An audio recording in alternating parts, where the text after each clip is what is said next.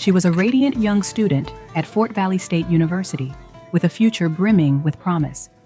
Known for her infectious smile and kind heart, she had a natural ability to brighten any room she entered. He was a young, decorated Army sergeant who had grown up as an active member of his church, attending services regularly on Sundays and singing in the choir. He was stationed about 3 hours away in Augusta, Georgia, but that didn't stop their budding connection. Their strong, immediate attraction sparked a long-distance relationship, with DeMarcus frequently visiting Anitra during his leave and on weekends. It was Valentine's Day 2020, a day when love is celebrated with messages of affection. But when Anitra's father, her first true love, called to wish her a happy Valentine's Day and couldn't reach her after several attempts, he began to panic. Minutes turned into hours, and still no word from Anitra. Days passed with no sign of her, and dread began to take hold in the hearts of everyone who loved her. 4 days after her disappearance, all hope of finding Anitra alive was shattered when police informed her family that they had discovered her lifeless body in a partially covered shallow grave just 5 miles from her home. The sudden and violent nature of her death compounded her family's grief, leaving them wrestling with the haunting questions. Who could have done this to Anitra, and why? Speaking of haunting, today's video is sponsored by Aura. Ever get one of those strange text messages from USPS saying they have a package for you? Click this link to confirm. USPS never sends those types of messages. That's spam from someone who has targeted you. They likely got your information from a data broker or a data leak on the dark web. Do you know how much of your personal information is hanging out online for people who want to target you like this?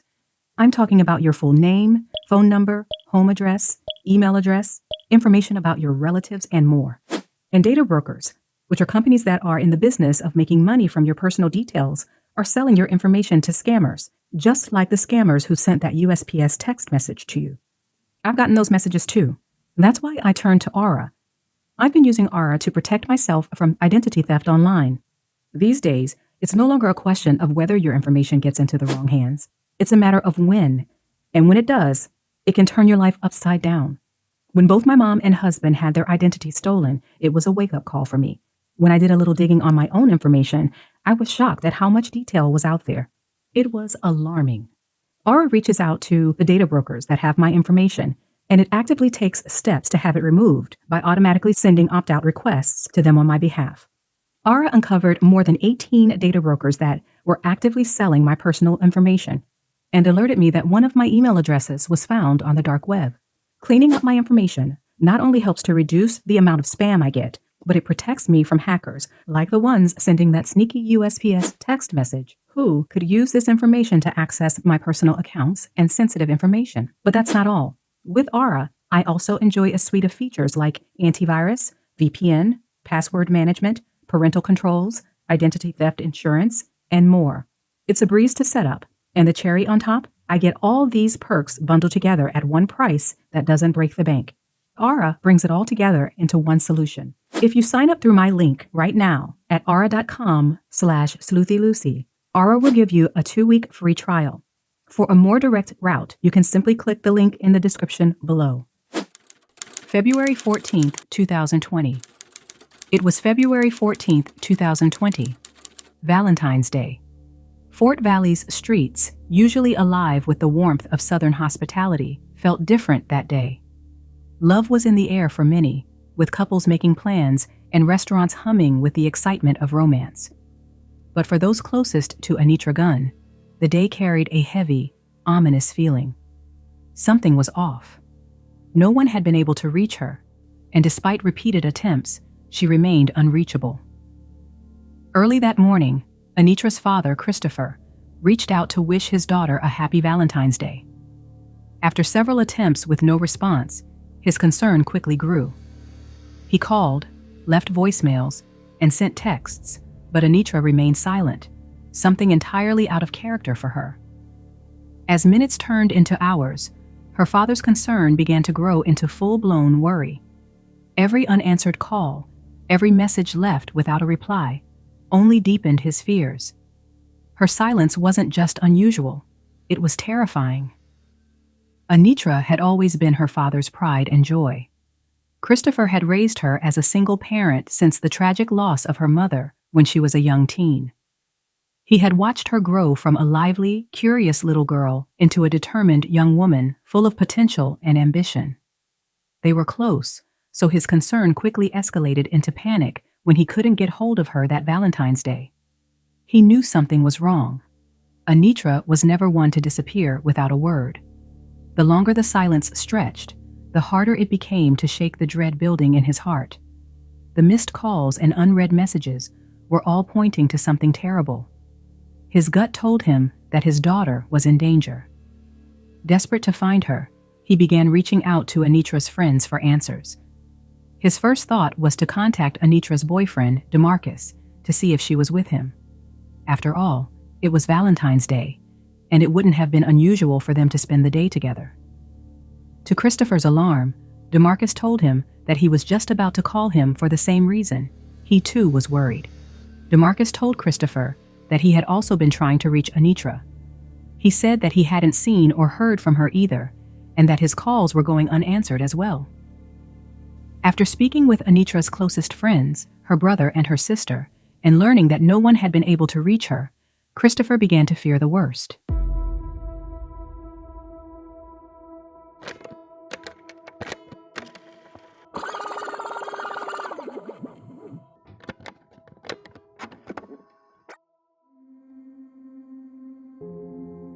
Anitra Gunn was described as the peacemaker of the family, someone who approached life with a contagious zest. Her laughter was infectious, filling the air with joy, and her presence brought warmth and comfort to everyone around her. Always in a good mood, her radiant smile could light up any room.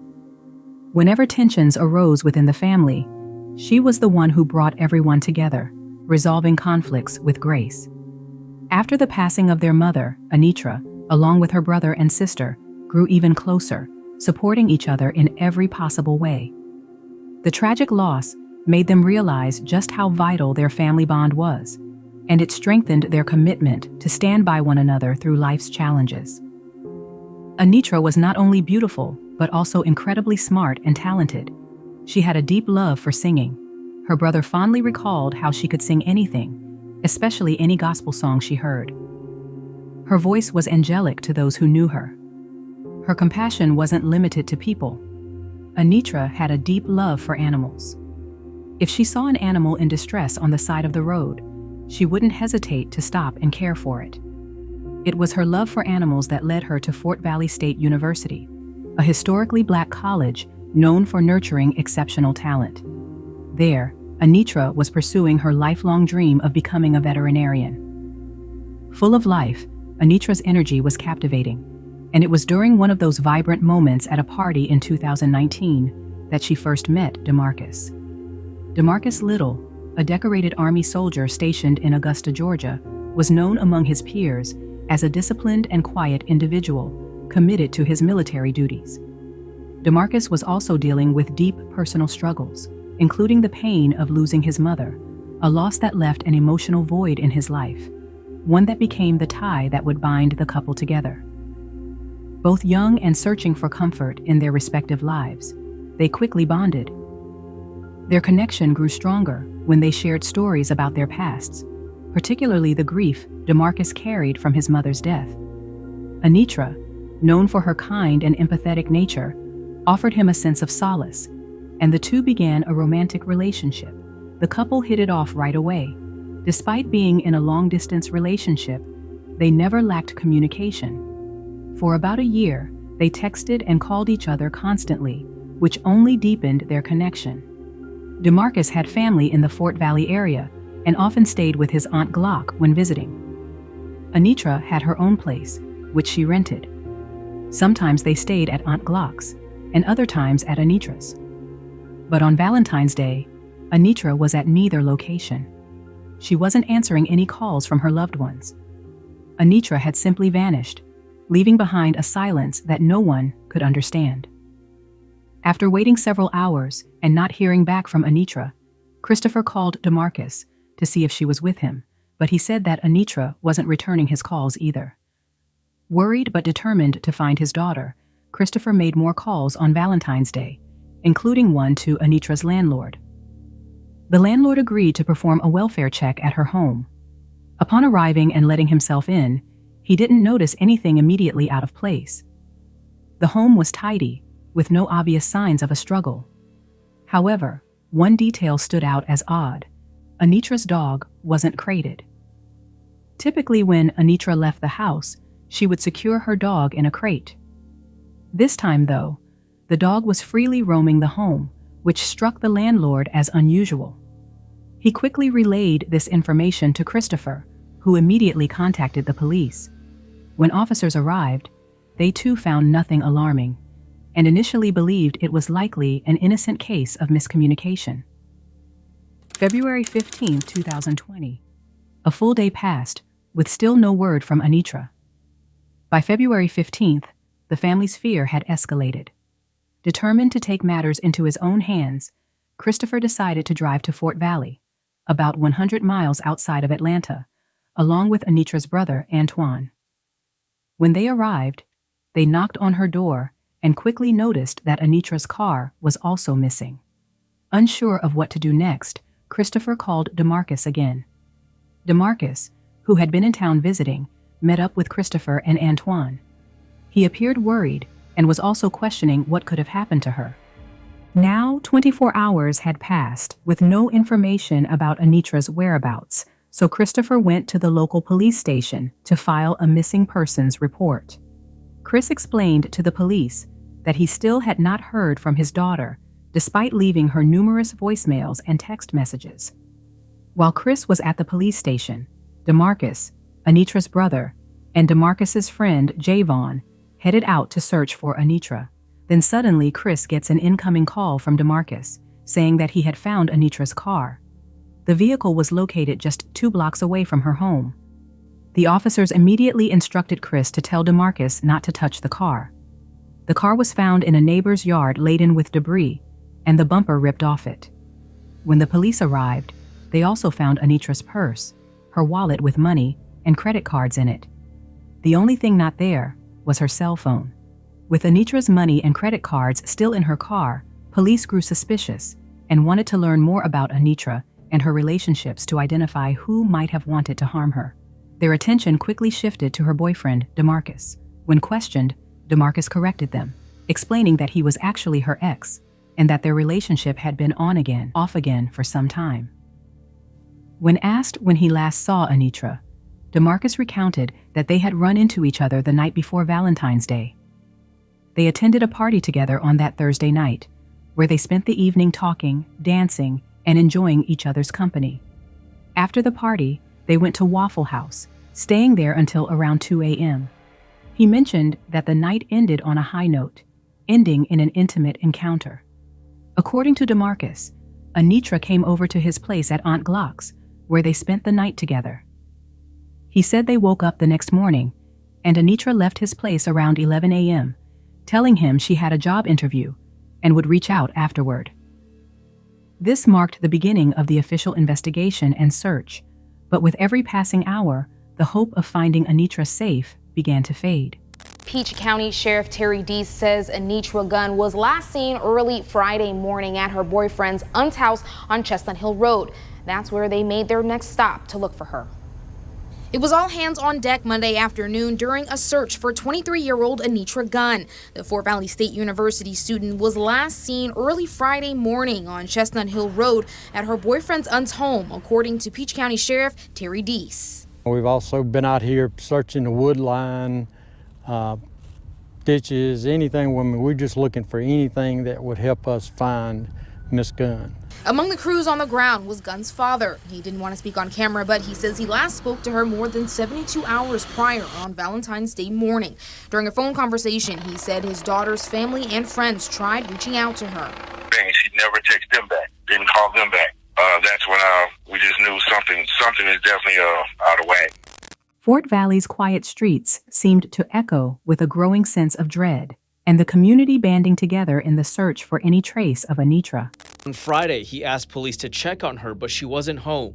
The next day, Christopher Gunn says he drove from Atlanta to Fort Valley to file a missing persons report. Police found her car not long after, just blocks from her home. Today, Peach County Sheriff Terry Deese released photos of Anitra's car with the front bumper missing. He says whoever has the bumper probably knows where she is. Christopher says Anitra's wallet was inside. Her father, strong on the outside but crumbling within, led the charge. His heart clung to the hope that she would be found safe. But as the fear took hold, he couldn't escape the feeling that something terrible had happened. After questioning DeMarcus at the scene, investigators had Anitra's car towed for further examination and began following up to verify DeMarcus's account. They contacted his aunt Glock, who corroborated parts of his story. She confirmed that when she arrived home from her late-night nursing shift, around 3:35 a.m. on Valentine's Day, she saw Anitra standing at the door with DeMarcus. Aunt Glock also noted that Anitra's car was parked outside when she got home. The next morning, when she left for work, the car was still there, but by the time she returned that afternoon, it was gone. Based on this information, investigators began to suspect that DeMarcus and Aunt Glock were not the last people to see Anitra before her disappearance. Determined to uncover the truth, they began retracing her steps in the days leading up to her vanishing, carefully examining every detail. This meticulous process involved hours of interviews and gathering evidence as they pieced together the timeline of Anitra's final moments.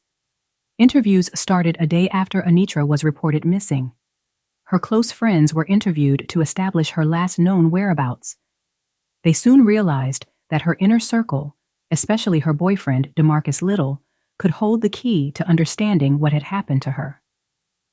During their interrogations with the friends Anitra had been with the night before her disappearance, detectives confirmed that she had attended a party, and afterward, the group went to Waffle House. However, when they spoke with Anitra's best friend, Sierra, she revealed a potential new layer to the mystery. Sierra not only confirmed that Anitra and DeMarcus's relationship was on again, off again, but she also revealed that Anitra had been seeing another man known around town as Scoot. Anitra and DeMarcus weren't in an exclusive relationship. After some investigation, detectives uncovered that Scoot's real name was David Howard, and they quickly brought him in for questioning. Once seated in the interrogation room, detectives wasted no time questioning Scoot about his relationship with Anitra. He was cooperative and quickly admitted there wasn't much to tell. They had only known each other for 9 days. He described their relationship as casual, explaining they were just friends who occasionally hung out. He did confess that they had been intimate once, but Anitra friend-zoned him afterward, telling him she wasn't looking for a relationship and was focused on working on herself. They both agreed to remain friends and would still hang out from time to time. When detectives asked, "When was the last time you saw Anitra?"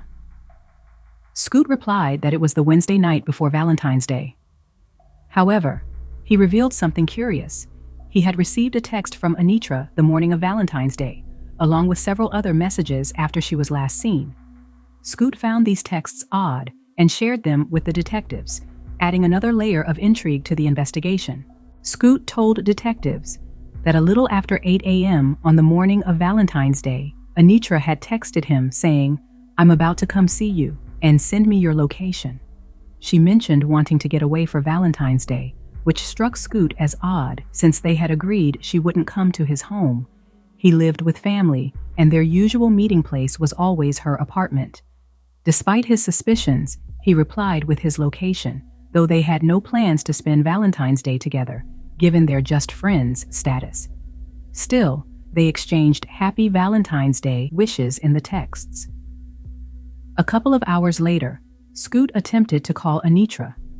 At the time, he had 2 phones, one for personal use and one for his business as a barber. However, he had misplaced the business phone and thought he might have left it at Anitra's place when he visited the previous Wednesday. Around 10 a.m., Scoot said he called her to ask if she had seen his phone, but she didn't answer. Then shortly after, Scoot received a text message from Anitra saying, I can't talk right now. What's up? Scoot told the detectives he responded, telling her he needed his phone. By this time, Scoot was outside under the carport of his home, cutting a client's hair while waiting for Anitra to arrive. A few minutes later, he received another message from her saying she was about to head his way. Then just after 11 a.m., Scoot got a bizarre text. We can no longer be together.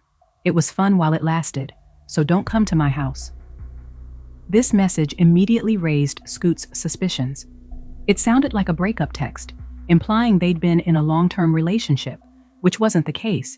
They were just friends that had only recently met. Growing more uneasy, Scoot replied again, saying, I need my phone, frustrated that his request hadn't been directly addressed. Then around 11:30 a.m., he received another reply. Send me your address, and I'll bring it. Scoot told the detectives that the next message was even stranger. It said she was coming to pick him up so he could look for his phone at her place. At this point, Scoot was convinced it wasn't Anitra texting him.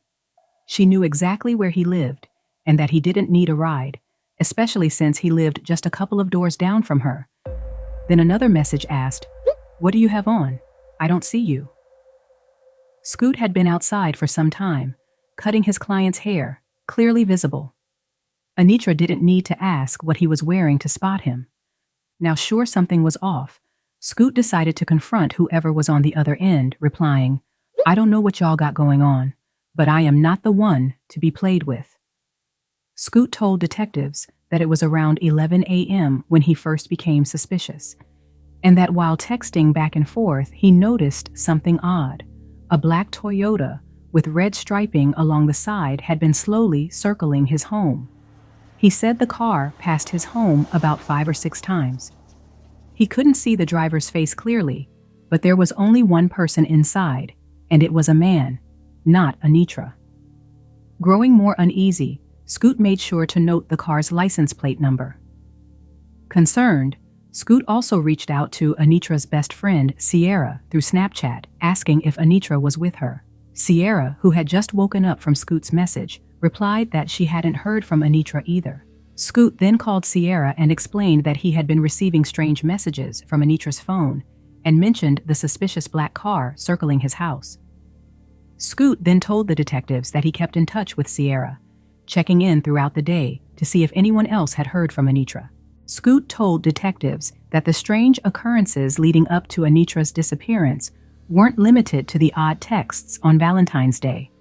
About 10 days earlier, on the night of February 4th, going into the morning of the 5th, Scoot and Anitra had been hanging out at her place, talking, and eventually falling asleep. Around 4 a.m., they were jolted awake by a loud crash. Initially, Anitra thought the noise might have been her dog, so she cautiously went to investigate, but found nothing unusual. They both went back to sleep. A couple of hours later, as Scoot was leaving around 7 a.m. through the back door, he noticed something disturbing. There was shattered glass on the kitchen floor. Someone had thrown a brick through the back door window. When he stepped outside to the carport where Anitra's car was parked, he saw that her tires had been slashed. Scoot went back inside to alert Anitra, but she seemed as confused as he was and had no idea who could be responsible. Before leaving the station, detectives requested Scoot provide the license plate number of the suspicious black car that he had seen circling his home. They also asked him to turn over his phone for data extraction, as they were keen to examine the strange text messages he had received from Anitra's number. Scoot, fully cooperative, handed over both the license plate information and his phone without hesitation. To dig deeper into Anitra's life and relationships, detectives turned to her friends for more insight.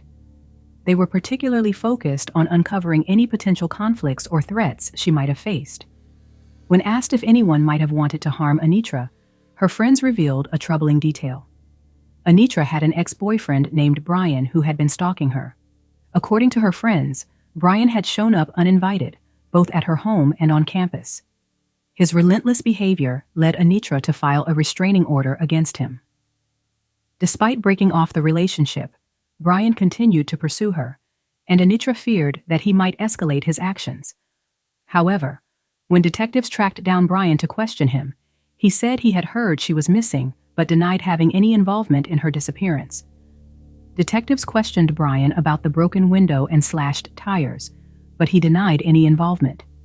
He admitted to having struggled with the breakup initially, but claimed that the restraining order had helped him move on. Brian also revealed that he had a new girlfriend and had spent Valentine's Day with her. When detectives followed up, his girlfriend corroborated his alibi, stating that they were together the entire day. With no solid leads at this point, the detectives were forced to regroup. Meanwhile, word of Anitra's disappearance spread throughout the community, sparking an outpouring of support. Community members rallied to assist in the search, posting flyers and raising awareness. Just as the investigation seemed to stall, detectives received a critical tip. Anitra's best friend, Sierra, came forward and insisted that they take a closer look at DeMarcus. She explained that his relationship with Anitra had been toxic and at times abusive, painting a much darker picture than DeMarcus had initially let on. Sierra explained that things between Anitra and DeMarcus frequently became physical, but Anitra struggled to let him go. She often made excuses for his behavior, justifying why she stayed in the relationship despite the turmoil. According to Sierra, beneath DeMarcus's seemingly calm exterior lay a darker, more volatile side. She feared that this toxic dynamic had escalated, and that he may have done something far worse to Anitra. Sierra's testimony painted a picture of a deeply troubled relationship that contrasted with how DeMarcus had portrayed it to the authorities. This new information pushed detectives to take a closer look at DeMarcus as a potential suspect. He had been one of the last people to see Anitra alive, and his close connection to her naturally caught the detectives' attention. But it wasn't just his proximity to Anitra that made him stand out. It was his behavior during the initial interviews with the police. Something about his calmness didn't sit right with the detectives. Thinking back on their interactions with DeMarcus, the detectives felt that he seemed too composed, too controlled, considering the seriousness of the situation. For detectives who had seen all kinds of reactions in high-pressure situations, this raised red flags, and they began to wonder if DeMarcus was hiding something. But the detectives needed more evidence before they could make an arrest. February 18, 2020. 4 days later, the devastating news came. Anitra had been found, but she wasn't alive. And Anitra Gunn's body was found in Crawford County this afternoon. Fox 5's Angelique Proctor joins us live from GBI headquarters with the latest details. Angelique. Courtney and Russ, this is clearly the development that everyone feared. This Metro Atlanta co-ed has been found dead in Crawford County. She was a senior at Fort Valley State University and was majoring in agriculture. She was a 2016 graduate of Westlake High School in South Fulton County and had so much promise. At this point, the case had changed from a missing persons case to a murder case. Her body was discovered abandoned in a remote area of woods, her life cruelly cut short. How did you know to come out here and search this area? Like I said, they've been riding for 2 days, going down every trail, every roadway they could get a car in, a truck in.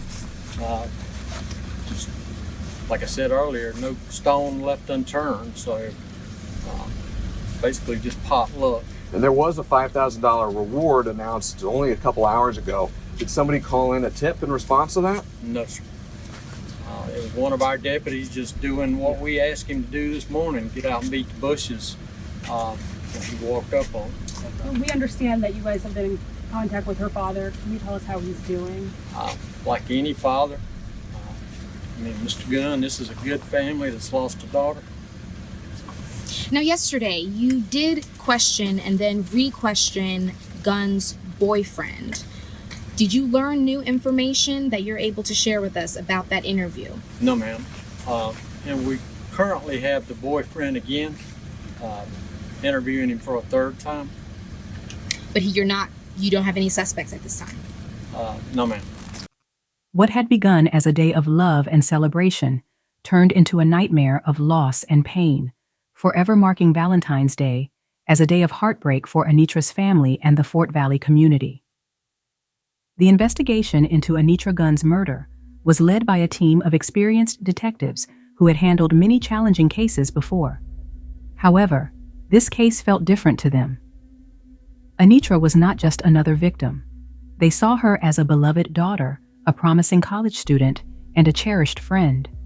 Her tragic death had shaken her community, and solving her murder felt deeply personal to the investigators. As a result of coordinated efforts across multiple agencies, on February 18th at 3:19 p.m., deputies and task force members continued their search for Anitra Gunn. With poor weather conditions grounding the helicopter, investigators were canvassing the area by car. They had narrowed down a general location based on the type of bushes and debris found lodged in the front of Anitra's car, using it as a clue to guide their search. While driving through the area, officers noticed similar debris and tire tracks leading off the roadway into the woods. Due to heavy rain, they could only drive their vehicles so far into the brush. About 150 yards off the road, one of the deputies discovered part of the wheel well from Anitra's white Chevy Cruze. It was there, in a shallow grave partially covered with leaves and branches, that they found her body. Anitra was discovered without makeup, a wig, or eyelashes, things she was known to wear regularly. This detail raised suspicions, as DeMarcus had claimed she was on her way to a job interview when she left his place. She was also found with no underwear, her shorts partially zipped, and without shoes, further deepening concerns about the circumstances surrounding her death. On February 18th, the day Anitra's body was found, DeMarcus had a repeat interview.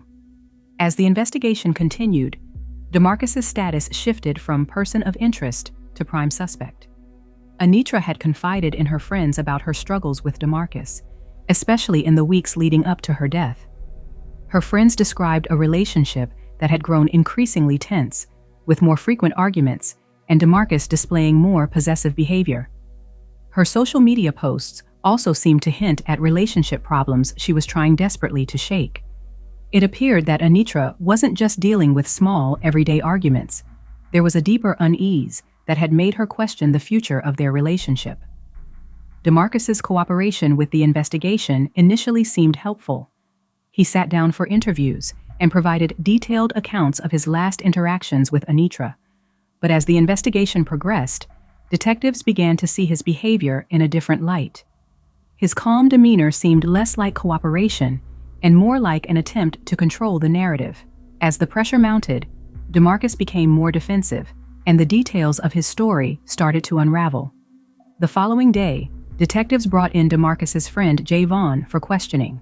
On the day DeMarcus discovered Anitra's car in a neighbor's yard, Jay Vaughn had been with him, strangely documenting the search on video.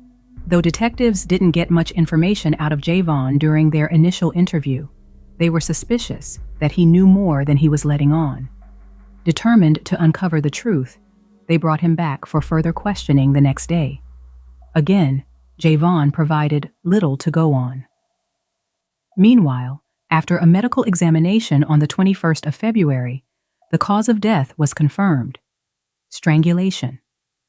Due to the nature of her death, there wasn't much forensic evidence left behind. No blood trails in Aunt Glock's house or other clear indicators, forcing detectives to find another way to crack the case. As detectives delved deeper into the case, their suspicions about DeMarcus's involvement in Anitra's murder grew stronger with each passing day. The evidence against him was accumulating steadily: witness testimonies, forensic reports, and inconsistencies in his statements.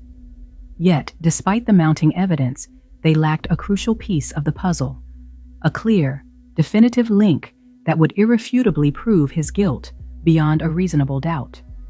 Then, a breakthrough arrived in the form of a confession from one of DeMarcus's closest friends, Jay Vaughn. This young man had been grappling with the burden of a secret he had kept for far too long. Overwhelmed by guilt and the weight of his conscience, he came forward with information that could finally seal DeMarcus's fate. His confession provided the critical link the detectives had been searching for, transforming the investigation and bringing them closer to achieving justice for Anitra. At first, this friend had been hesitant to come forward, torn between loyalty to DeMarcus and the knowledge that justice for Anitra was slipping away. But as the investigation intensified and the pressure mounted, he could no longer keep the dark truth to himself. On February 26th, the detectives brought him in for a third round of questioning. With trembling hands, he sat down with detectives and recounted the chilling story DeMarcus had confided in him just 2 days after Anitra's disappearance. By this time, the burden of a dark secret had become too much for him to bear. Detective Nunez reapproached Javon, who finally admitted that DeMarcus had confessed to him what had happened. He was like, man, I was talking to me, bro, and I was pouring my heart out to him, I was talking to him, and he was like, trying to tell her how I feel about it, and how much I love her and stuff. He was like, she ended up laughing in my face. He was like, Brian, I don't know what happened, I just blacked out. And I hit her, and he was like, when he was like, after that, like, he just grabbed her and started choking her. And he was like, while he was choking her at first, she was trying to fight back or whatever. But then he was like, at a point in time, she just stopped fighting. So he felt like she had wanted to be home with her. She wanted to go with her mom. So he told you that he had poured his heart out to you. Is that right? Yes, ma'am. And then he tried to laugh. Yes, ma'am. And then he hit her. Yes, ma'am. And then he started to choke her. Yes, ma'am. And that she fought at first, correct? Yes, ma'am. And then he said to you that it looked like she just gave up because she wanted to be with her mother. Yes, ma'am. And that's her mother who's dead. Yes, ma'am. Javon revealed that on the following Sunday afternoon after church, DeMarcus texted him saying he needed to talk. According to Javon, when they got together, DeMarcus said that on Valentine's Day morning, he and Anitra had been at his Aunt Glock's house. After they were intimate that morning, DeMarcus professed his love to her. He said he poured out his feelings in the hope of rekindling their relationship. However, Anitra didn't respond the way he had hoped. Instead, she laughed, and that was it. He lost it. He felt betrayed, rejected, and above all, enraged. The encounter quickly spiraled out of control. Their argument escalated, and in a fit of uncontrollable rage, DeMarcus admitted to Javon that he blacked out, striking Anitra first, a detail that confirmed to detectives that Javon knew the truth. The autopsy had revealed that Anitra suffered blunt force trauma, aligning with Javon's confession. After that, DeMarcus told Javon that he strangled Anitra, silencing her forever. He said that Anitra fought back for a while, but according to DeMarcus, she eventually stopped struggling.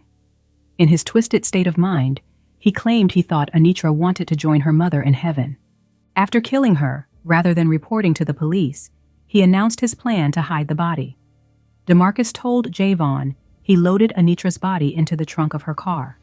He stored her there until he drove out to a rural road in Crawford County, just 5 miles away from her home, where he buried her in a shallow grave, attempting to conceal the crime. As he tried to navigate her car through the woods, the vehicle's bumper came off, which later became a key piece of evidence leading investigators to the location of her body. Immediately following his interview with detectives, Javon Abron, close friend of DeMarcus Little, was arrested on February 26, 2020. He was charged with 2 counts of making false statements and 1 count of concealing a death. The friend's confession sent chills down the spines of the investigators. It was the missing piece they had been searching for, a direct account of the crime from someone close to the suspect.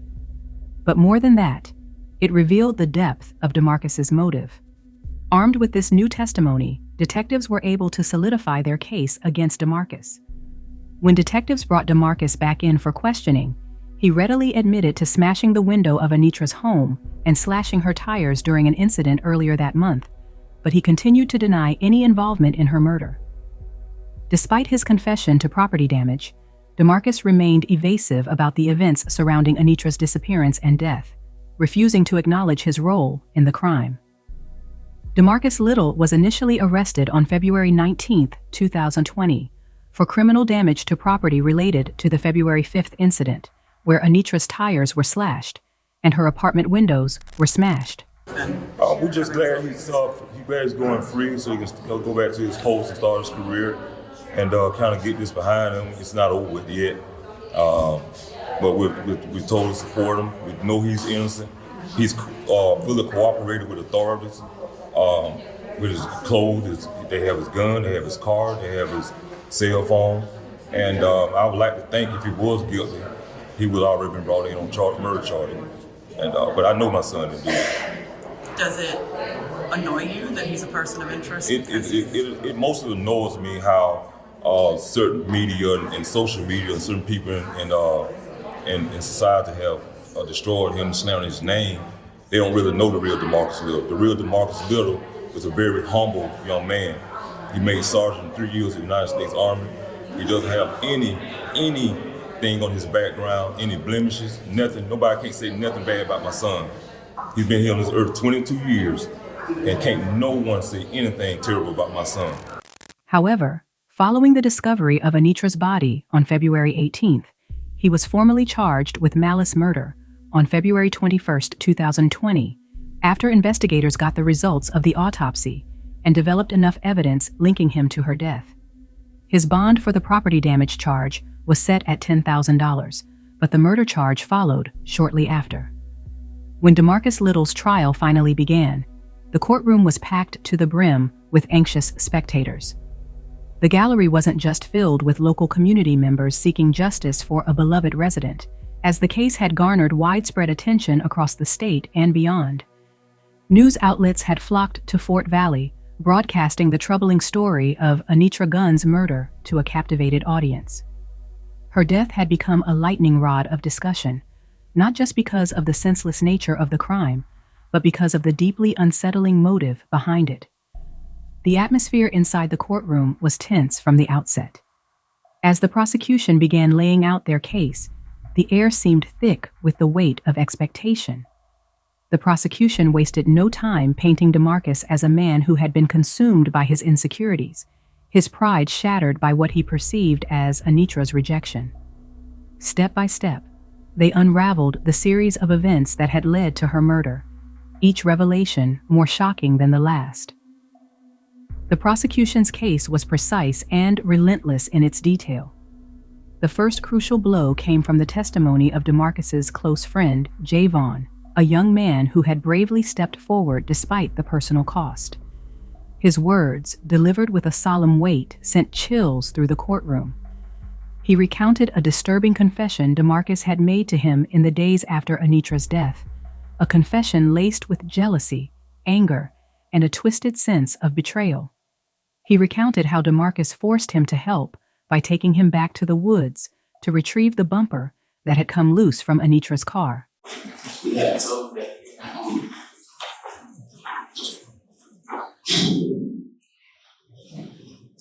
he had told me that took her and dumped her in the woods.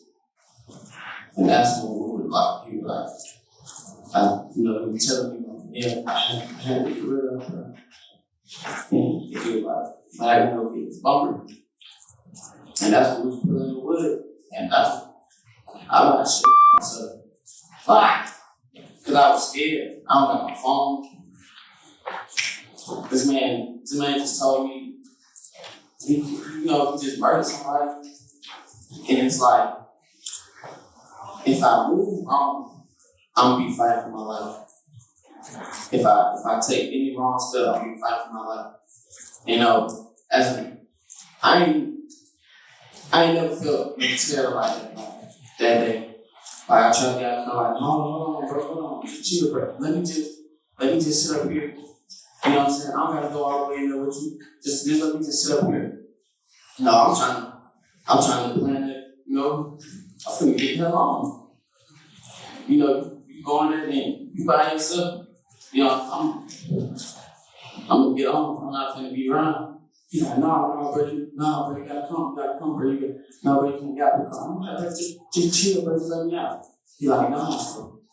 I just silent, just shook, shaking, like. The day before, you had gone with him to the pawn shop. What did he purchase at the pawn shop? He had got a gun. Was that gun in the car on the 16th? It wasn't the one he got from the pawn shop. Yeah, or was there a gun in the car when you guys were driving into the woods? Yes, ma'am. And could you see that gun? Yes, ma'am. As you're driving into the woods with DeMarcus, who's just told you what he's told you, are you concerned about the fact that you're not coming out of those woods? Yeah.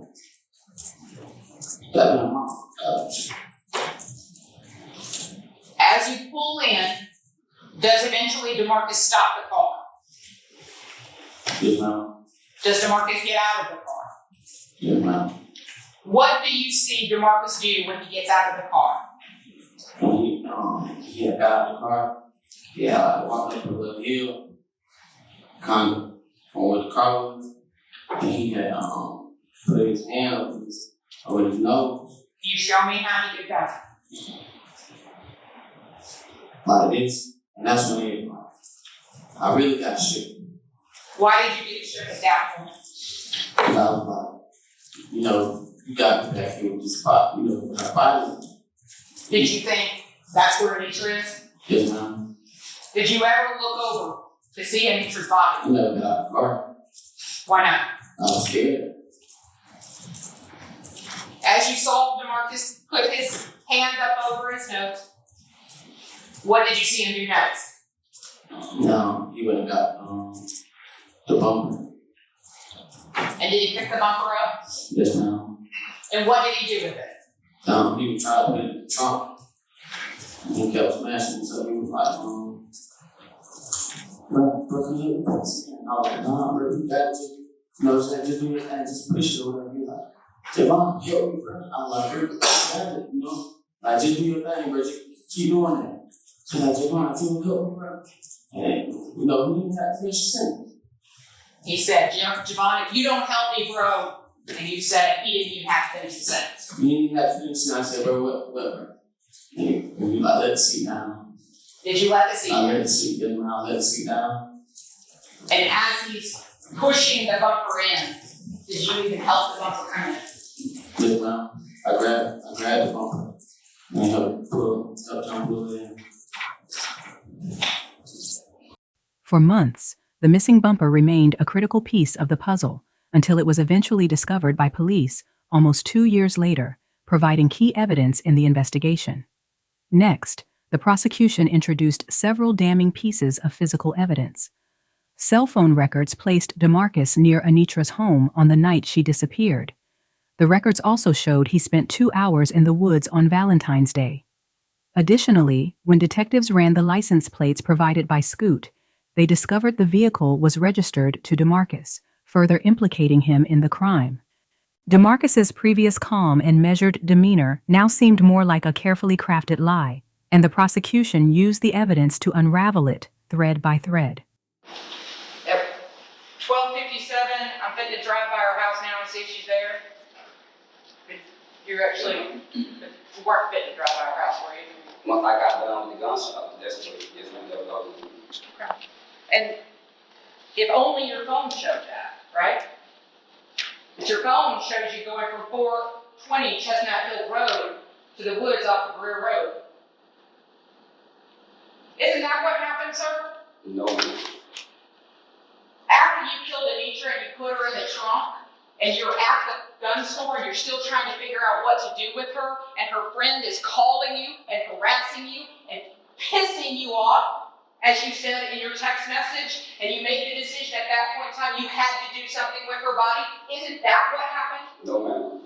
Isn't it just like your phone says that at 4, you went back to 420, you told Javon, go on, Sierra's gonna come get me, and you got back in Anitra's car, and you drove it over ditches and trees, causing the bumper to fall off, causing everything else to break apart, and you dumped your soulmate like garbage in the middle of the woods, didn't you, sir? No, ma'am. Just like your phone said you did. And then you drove back down her beaded car with the missing bumper and the missing wheel well, and you dumped her car just like you dumped her at the corner of Bell and Montrose, didn't you, sir? No, ma'am. Just like your phone said you did. No, ma'am. Forensic experts took the stand, linking DeMarcus to the crime scene with DNA evidence and tire tracks found near the area where Anitra's body had been discarded. While the defense would later argue that the evidence was circumstantial, it began to weigh heavily against him. But it wasn't just the cold facts that painted DeMarcus in a dark light. The prosecution also called upon those who had been closest to Anitra, her friends, confidants, and even her family. Each took the stand, their voices heavy with sorrow, but their resolve unbroken. They spoke of Anitra's growing fears in the weeks leading up to her death, of how she had begun to feel trapped in a relationship that had turned toxic. They recounted the arguments, the possessive behavior, and how Anitra had felt her freedom slipping away under the weight of DeMarcus's controlling tendencies. Each testimony added another layer to the prosecution's narrative. The courtroom listened with rapt attention as a portrait of a deeply troubled relationship emerged, one marred by fear, manipulation, and ultimately, violence. Anitra's once bright and hopeful future had been stolen from her by the very person who claimed to love her. However, DeMarcus's defense team did not back down. They mounted a fierce counter-argument, fighting to cast doubt on every piece of evidence the prosecution presented. They questioned the credibility of the friend's testimony, insinuating that his confession had been coerced through manipulation and fear. The defense also tried to dismantle the forensic evidence, calling their own experts to the stand to argue that the DNA found at the crime scene could have been contaminated or misinterpreted. They seized upon every opportunity to cast doubt on the timeline the prosecution had laid out, suggesting that someone else could have killed Anitra after DeMarcus had already left her. Despite their best efforts, and even DeMarcus taking the stand, the defense's arguments struggled to hold up against the overwhelming tide of evidence. As the trial dragged on, the emotional toll on Anitra's family became heartbreakingly clear. Her parents sat quietly in the front row every day, their faces lined with grief, their eyes dull with loss. But behind the pain was a fierce determination, a refusal to let their daughter's death go unpunished. They sought not just justice for Anitra, but a sense of closure that could allow them to begin to heal, even if the scars would never fully fade. Finally, after weeks of grueling testimony, the trial drew to its conclusion.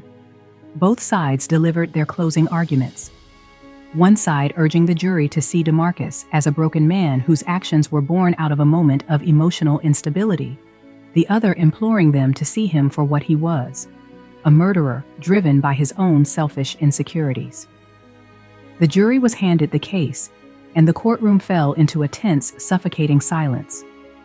The hours stretched on, but no one moved, no one left. The fate of DeMarcus Little and Anitra's justice was now in the hands of the dreadful 12. And so, they waited. After days of tense waiting, the jury returned to the courtroom. Anitra's family again sat in the front row, holding on to each other, weighed down by months of grief and uncertainty. Every moment seemed to stretch on as they awaited the verdict that would decide DeMarcus Little's future. Across the room, DeMarcus sat rigidly, his face showing little emotion, though tension was clearly building under his calm appearance. When the foreperson stood up to read the verdict, the room fell silent, thick with anticipation. Time seemed to slow, and all eyes were fixed on the foreperson's lips. Guilty. The word cut through the quiet like a loud crack. For Anitra's family, it was a mixture of relief and sadness. Justice had been served, but it couldn't bring back their beloved daughter. They held each other tightly, tears flowing as they let out emotions that had been held back for so long. Though nothing could undo their loss, this verdict brought some closure to the pain they had carried.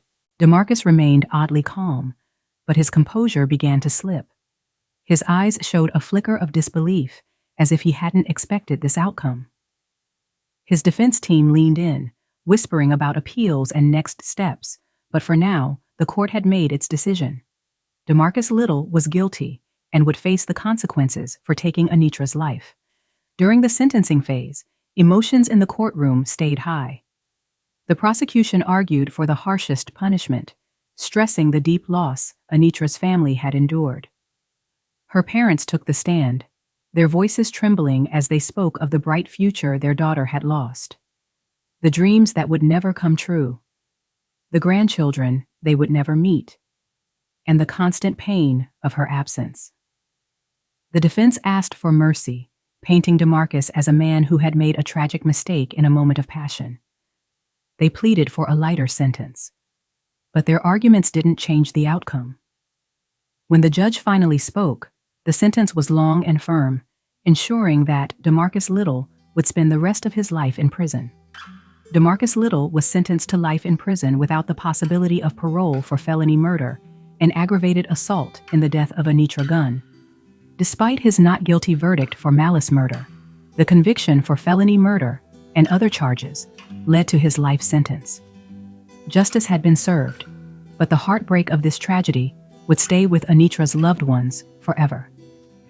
In the weeks following the trial, the Fort Valley community found it hard to accept the tragedy of Anitra's death. Her name became linked to this quiet yet devastating domestic problem, something that often goes unnoticed until it explodes into horrific violence. Her story was a harsh reminder of how violence can hide in plain sight, unnoticed by even the closest of friends and family until it is too late. At Fort Valley State University, a memorial service was held in Anitra's honor. Students, professors, and community members came together to celebrate her life. The service was a mix of emotions. There were tears of sadness, but also moments of laughter, as her friends shared stories that showed who she was. They spoke of her warmth, her ability to brighten any room she walked into, and the deep love she had for those close to her. While grief hung heavy in the air, there was also a sense of gratitude for having known her. Throughout the service, purple ribbons were pinned to people's clothing, symbolizing awareness. These ribbons were a silent but strong reminder of the larger issue that had claimed Anitra's life. In the days that followed, conversations spread throughout the community about recognizing the signs and how to offer support to those who feel trapped in such situations. There was a collective hope that by talking openly, others could be saved from the same fate. The media also took notice, sharing Anitra Gunn's story far and wide. Her death became more than just another crime report. It became a rallying cry. News outlets highlighted the unseen danger that too many people live with, sparking discussions on how society can do better to protect the vulnerable. But for those who had truly known Anitra, the pain went far deeper than headlines or statistics. She wasn't just a name in the news. She was a cherished daughter, a loyal friend, and a bright young woman who had a promising future ahead of her. Her death left a hole in the lives of everyone who loved her. What are your thoughts on this tragic case? The heartbreaking loss of Anitra Gunn forces us to confront the devastating consequences of unchecked emotions. DeMarcus's decision to take Anitra's life wasn't born out of some calculated plan, but instead from a moment of rejection that spiraled into violence. A shocking reminder of how a single, seemingly insignificant event can trigger unspeakable tragedy. Though justice was served in the courtroom, the reasons behind DeMarcus's actions, his wounded pride and possessiveness, leave us grappling with deeper questions about love, control, and violence. Can any sentence truly account for the life he took and the future Anitra never got to experience? Or does it simply close a chapter while leaving behind scars that will never fully heal? This is a conversation that needs to continue. Let's do that in the comments below. As always, I'll meet you there. Though Anitra's time was tragically short, Her memory will forever live on in the hearts of those she touched. So thank you, Anitra, for the love and light you gave us. Your spirit remains with us. We are forever grateful for your presence and your legacy of kindness, joy, and love. It will never fade, even in your absence. May you rest in eternal peace.